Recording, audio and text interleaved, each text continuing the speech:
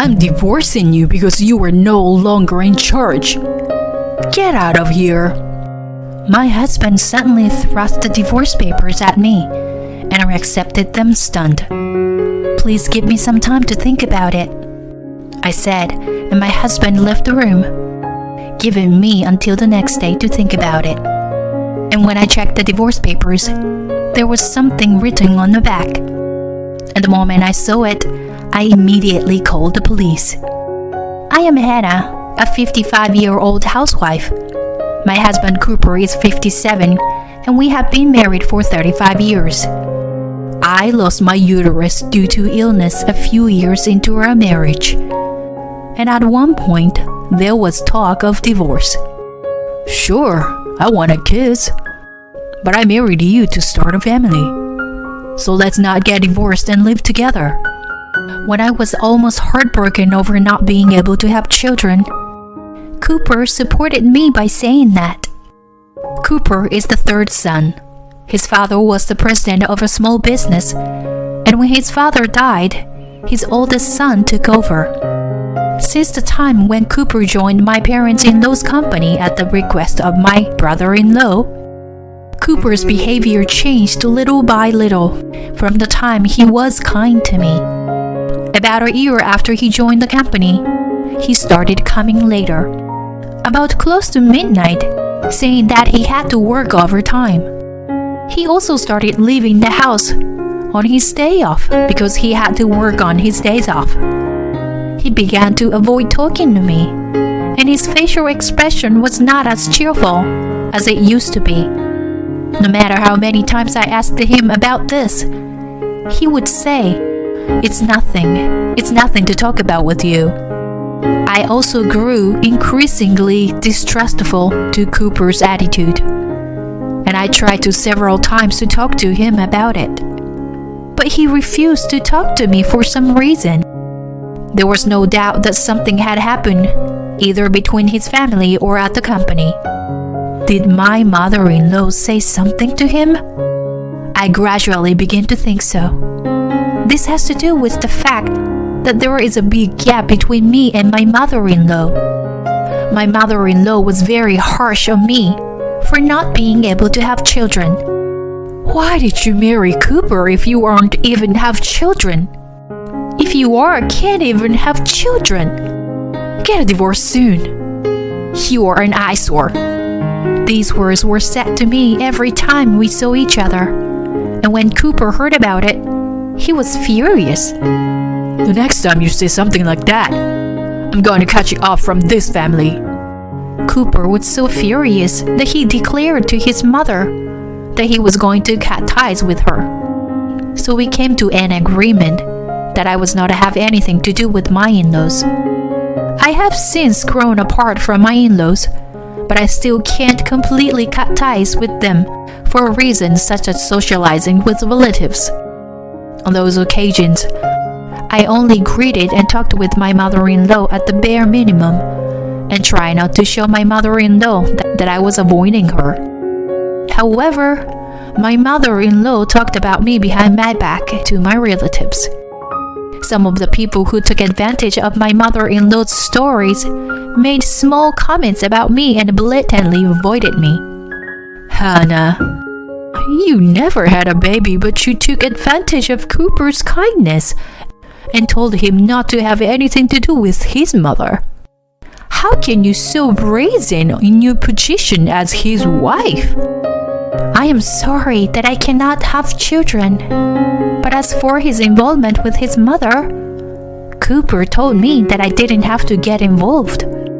With all due respect, I think that digging up an issue that was resolved between the two parties when you don't know anything about, it will cause unnecessary misunderstandings and make the relationship more complicated. The relative who had been on my mother-in-law's side, apparently not expecting me to talk back, was stunned by my words and attitude and immediately became angry. I'm just trying to give you advice on how to get along with your relatives. Did my mother-in-law really call me a useless, childless woman? Yes, she did. And she's not wrong. You can't do your job as a wife. And you can't respect your relatives and your superiors. Why did Cooper marry an insane woman like you? Who knows? Oh, by the way, Cooper said that if his mother continues to say things about how I am useless and can't have children, then he's going to cut tie with her once and for all. What will his mother do if that were to happen? Will you tell Cooper about this? Would you take responsibility? When I brought up the subject of Cooper's and his mother's installations, the relative women, who apparently didn't know what was going on, was at a loss for words and then apologized in a small voice. I'm sorry. I guess I interfered too much out of consideration for Cooper's mother. I don't want to cause trouble. So can we just forget this ever happened? With that, she quickly left. I wondered whether I should tell Cooper, but I didn't and only told my mother-in-law in secret. I see that you still have some thoughts about me not having children. I just heard from a relative. Should I have another thorough discussion with Cooper as well? At my words, my mother-in-law turned blue and refused to discuss it. I'm sorry. I guess my words came across a little crooked. I am sad for you and your family that you choose not to have children, but I don't want to criticize you for it. My mother-in-law quickly apologized, so her son didn't cut ties with her.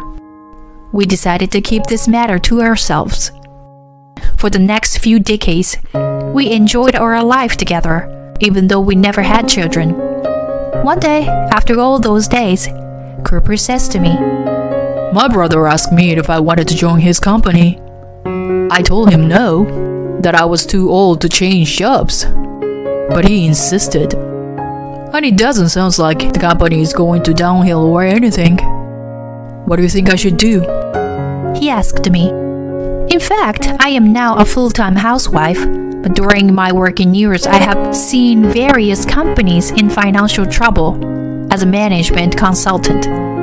So I immediately checked the situation of his family's company.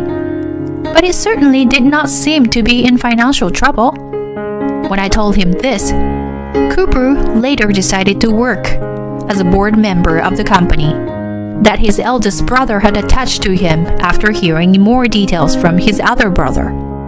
The reason for this solicitation was simply that the company was short of staff, and the employees who held the position had retired due to illness, and the company was looking for someone who could do the job descriptions of the position. After a year had passed, Cooper's behavior began to change. He started coming home late at night, and his attitude towards me became cold. There was a lot of discord, but then Cooper told me, The housekeeper who had worked at my parents' house quit because of a sudden illness. You have some extra time on your hands. So, could you work as a housekeeper at my parents' house until we find a new housekeeper? I was surprised at the suddenness of the offer. When I asked for more details, I found out that she was not a housekeeper, but rather a caretaker for his older brother who lived at home. I found out that her main job was to take care of the grandchild, who were in the care of my parents-in-law's family. The eldest brother and his wife were in the middle of divorce proceedings, so they were taking care of the grandchild. The granddaughter was a 12-year-old girl named Samantha, and while she was at school, the caretaker cleaned the house and cooked food. After Cooper told me more about Samantha, I decided to take the job. Samantha seems to have a hard time with adults, and at first she was very shy around me. However, after 6 months, Samantha began to talk to me about her problems and events at school, and I was able to hear many other things from her. I asked Cooper's brother if I could take care of Samantha at home, so that I could spend more time with her.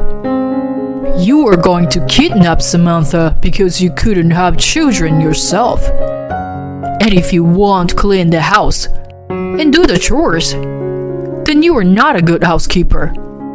So I'm going to stop employing you." And from my mother-in-law, who heard this, "Now you want a child? You made Cooper give up on having kids. And you think you can talk like this? Besides, Samantha is a girl. And if you take her in, she'll soon be married off and wasting Cooper's money. I won't allow you to do that." and refused my request. I didn't even say I would take her in. But my mother-in-law and my brother-in-law jumped the gun on me for not having children. Perhaps my mother-in-law's thinking was that since Samantha is a girl and cannot be the heir, she didn't want to include her in my parents-in-law's finances. She probably wants her mother to take over Samantha after her father and his wife get divorced. On top of that, my mother-in-law said this to Samantha: "You are going to go to your mother's side and live in poverty, so don't get used to living at home. You are the only one who will be of no use to our family." Samantha was quite bitter toward her grandmother because of this. I was so disgusted by this idea that I couldn't say anything, at least while I was visiting my in-laws. I tried to make Samantha's favorite food and try not to have contact with my mother-in-law as much as possible, so that Samantha could be as cheerful as possible. After a year had passed, I went to my parents-in-law's house to talk to Cooper. Cooper was waiting for me, sandwiched between his eldest brother and his mother. "My brother's divorce is final. That means you were no longer of any use to me. So I'm divorcing you. Get the hell out of my house." I was stunned when Cooper confronted me with the filled out divorce papers and said, "Please give me some time to think about it." I managed to squeeze out a few words and went home. When I checked the divorce papers, I found a message from Cooper written on the back.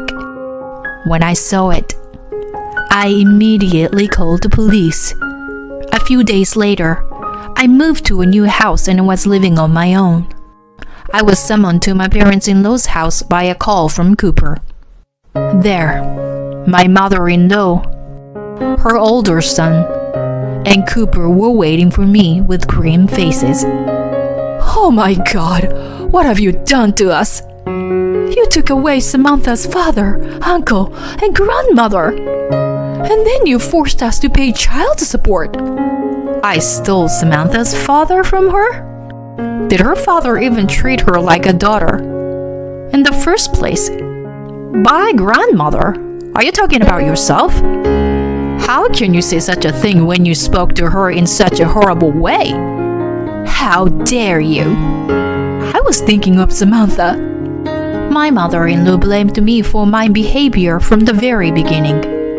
I was actually in the middle of the divorce settlement, and I had given my brother-in-law's wife a recording of their outburst and how badly they treated Samantha at my parents-in-law's house. I had given her as many recordings as I could. The custody would safely pass to the mother's side, and everyone would scold severely for this. Do you really think you can do this to your husband's family and get away with it? I don't care because we already divorced. When I said that, Cooper, who had been silent until then, opened his mouth. "My family?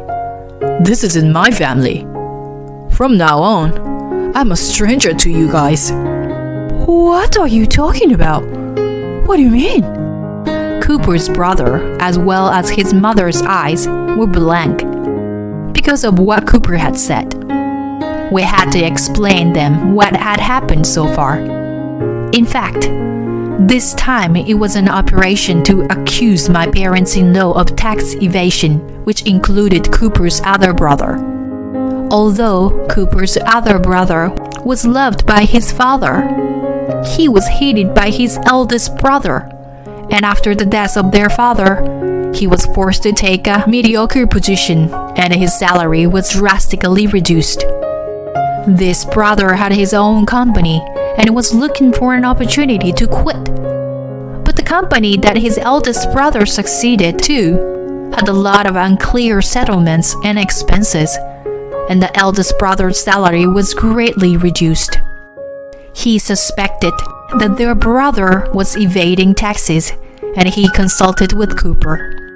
In this process, he found out that his mother and eldest brother had treated Samantha so badly. Samantha's mother wanted to secure custody. However, my mother-in-law and her eldest son were trying to get custody of Samantha. Since there was a difference of opinion between my mother-in-law and her eldest son, my mother-in-law tried to get rid of Samantha somehow. My mother-in-law had said those words to Samantha many times. I recorded those words as much as possible and documented the child-rearing environment. I was gathering evidence so that Samantha's mother could get custody of her. In addition to the injustice of the in-laws, the reason Cooper was acting strangely was because of the environment in which Samantha was placed. He was also angry at the attitude of his mother. He wanted to do something to save Samantha, but was unable to do anything about it.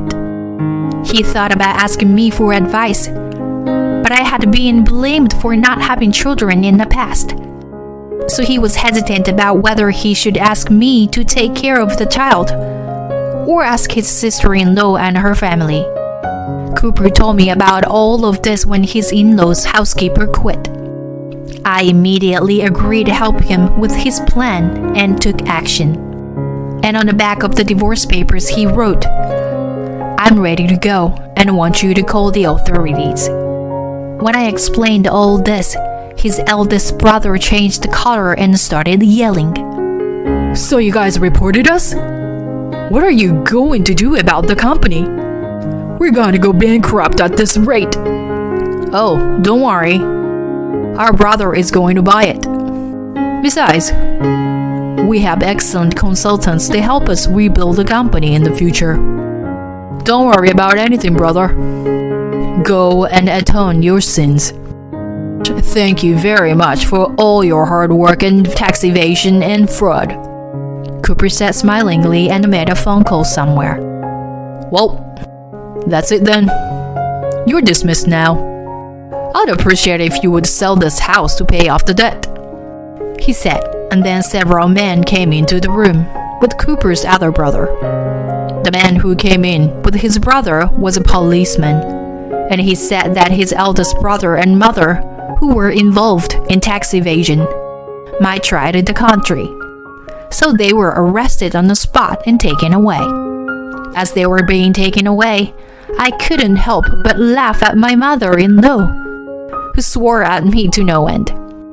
Even if I can't have children, I will do everything in my power to prevent the company from going bankrupt. And I'm really relieved that I don't have to worry about being disrespected about not having kids.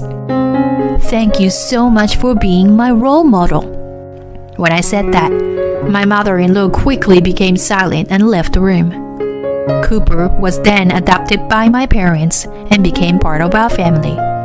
Cooper and I started working at my ex-sister-in-law's family's company, which was bought out by his other brother in order to rebuild the company. We have been busy dealing with the fraud and unpaid wages that my mother-in-law and her eldest son had been hoarding up until now. However, the second son, who originally started his own company and has outstanding management skills, has been working hard to restore the company's performance. I have been out of the field for a long time, but I am now working hard to restore the company's performance. My mother-in-law and her eldest son were sentenced to heavier sentences than usual because of the high amount of tax evasion they had committed. Of course, my former parents-in-law's house was sold, and their property was disinherited, leaving them penniless and with no place to return to. It will be a while before they find out about it. Through my lawyer, I received several letters from my mother-in-law addressed to me. Some said, You are a traitor, a pestilence who destroyed our home. Another said, For the love of my relatives, I need your help. I forgive you for not being able to have children, didn't I? At first, I found it interesting and read it. But then I got tired of it. Gradually, I became bored and refused to receive them. I keep in touch with Samantha from time to time.